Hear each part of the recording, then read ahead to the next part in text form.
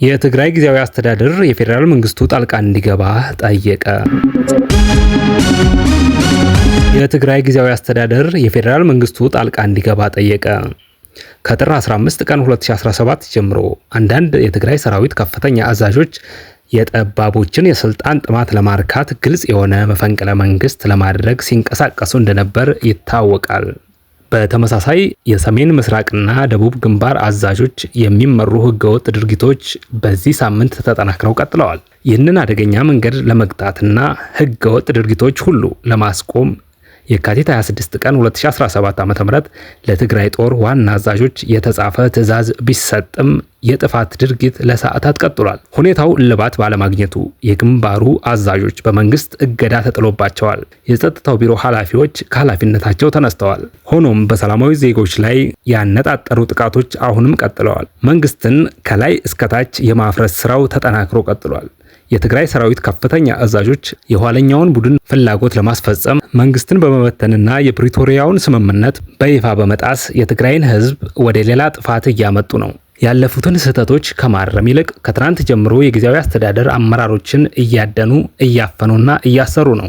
ይህም በማህተም ስም መንግስትን ለመጣል የሚያደርጉትን እንቅስቃሴ የበለጠ ያጠናክራል። ይህ ኋላ ቀርና ወንጀለኛ ቡድን እድሉን ካገኘ ማፈንና ማሰር ብቻ ሳይሆን የጊዜያዊ አስተዳደር አመራርን ለሶስተኛ ወገን እንደሚያስረክቡ መረዳት ያስፈልጋል።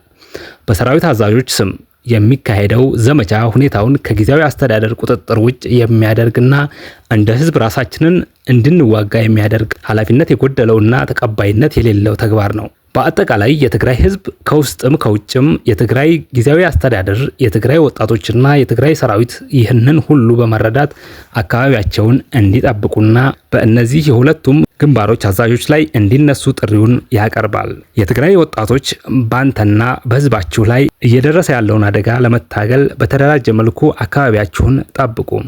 የትግራይ ሰራዊትም እንዲሁ የጥፋት ስርዓቱን አጥብቆ በመቃወም ህዝቦቻችሁን ከፊት ካለው ከባድ አደጋ መታደግ አለበት። የፌዴራል መንግስትም በጸጥታ ኃይሎች ስም የሚንቀሳቀሱት ኋላ ቀርና ወንጀለኛ ቡድን ተላላኪ እንጂ የትግራይን ህዝብና ጊዜያዊ አስተዳደር የማይወክሉ መሆናቸውን ሊረዳ ይገባል ሲል በመግለጫው አሳስቧል። አክሎም የፌዴራል መንግስትና ዓለም አቀፍ ማህበረሰብ ይህ ቡድንና አጋሮቹ የፕሪቶሪያ ስምምነትን እየጣሱ በመሆኑ አስፈላጊውን ሁሉ ጫና እንዲያደርግ እንጠይቃለን ብለዋል።